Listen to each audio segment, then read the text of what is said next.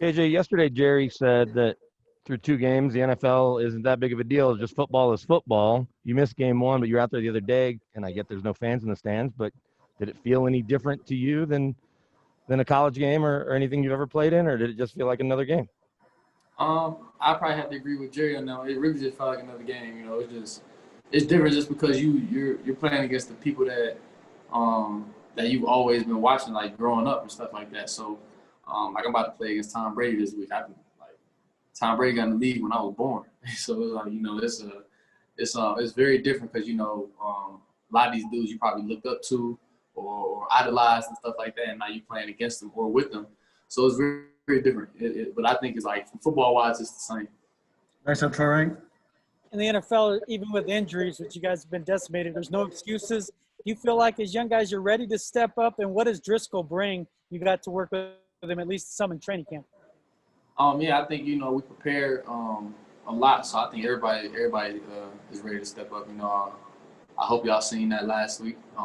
That people when Court went down, Court can't be replaced. You can't replace a guy like that. But everybody has to be ready at their position. They gotta know what they gotta do.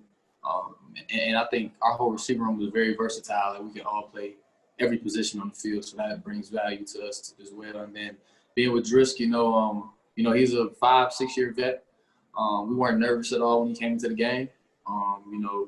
We always been in his ear, just telling him we believe in him and stuff like that. We're not worried about nothing. And Drisk he's been looking good since camp. So it really wasn't no worries about that at all. So just getting extra reps from him, just to know how he likes routes being ran or what split he wants and stuff like that.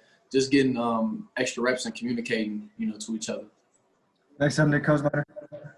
Hey, KJ, obviously rookies are already up against it a little bit with shortened off season, with no preseason games, and then you have the injury in training camp. How were you able to, given such limited reps, stay on top of things enough to be ready and come out and have the kind of debut that you did in Pittsburgh? Coach Fangio brought me to the office when I got hurt. It was like, you got to take this how Drew approached it, and that was, just being locked in mentally. So my wide receiver coach made me sit on the side, and I would have the script to myself. I'd have a whiteboard with me and basically just go through the script, write all the plays out. I used to write every single play probably 2 or 3 times out because that's how I learn. I like to write stuff out. I can't just watch and just learn. I got to write things out. So even in meetings, if it's the same play that we went over 2 weeks ago, I still got to write it down just to, make sure, So I'm a hands-on guy. Next up, Zach Stevens. Hey, KJ, I know that injury happened a while ago, but can you take us back just what happened with that? And are you 100% now? Is that hamstring 100%? Yeah, so basically I was just making a cut, and I just felt it felt like a cramp at first. So it was a cramp. I was still going through camp. I was fighting through it. And then just one day I couldn't really tolerate it. So found out it was a tear in my hamstring. But, I was in the training room every day, 6 o'clock in the morning, just trying to, get back healthy every day. So, but now it's 100%. I feel great. I'm running great, feeling back to myself. And then, for me being hurt, like I said, it was a blessing because, I got to lock in mentally. And, now the game is slowed down for me, so I don't think a lot. I don't think too much while I'm out there. I just go and do it.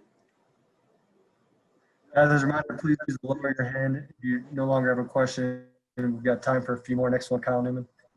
Hey, KJ, 2 things. So first of all, when you were injured and taking notes, that was in that notebook you're toting around at practice. Is that right? Yep. Okay. And then second thing, now that you're back healthy and back on the field, do you have any tangible goals that you set for yourself for the rest of the season and where you want to be, end of December? The first thing is just, I'm trying to get a Super Bowl on my hand, Super Bowl ring. So that's the main goal. I feel like as long as I do my job, everything, all the personal accolades will come. But if you're asking for personal accolades, I would love to be, all rookie team, possibly Pro Bowl, but Super Bowl is where we shoot for the stars. Kyle, did you have a follow-up or are you good? Okay. 1-on-1, Brandon. KJ, this is the first time we've talked to you since a clip of you and Jerry talking about moving to Denver went viral. Were you relieved when you got here that you don't have to live in a cabin, but you could, and you don't have to live anywhere near bears unless you really wanted to? Yeah. No, I'm not living in no cabin. I ain't choosing a cabin. I live in a little apartment that's high up. I don't want no bears coming to my door, nothing like that. So, yeah, I found a little good spot. You know, it's close to the facility. I don't got to drive a lot. I don't got to waste no gas. I'm just trying to save as much money as possible. But I don't know. A cabin might grow on me. But I still would think about the bears, though. So that's the scary part about it. I just seen bears kick down doors. I don't even like how that looks. So, you know, just got to be cautious of that. But a sense of relief that you can live in a high rise and not necessarily worry about bears kicking in your door. Yes, for sure.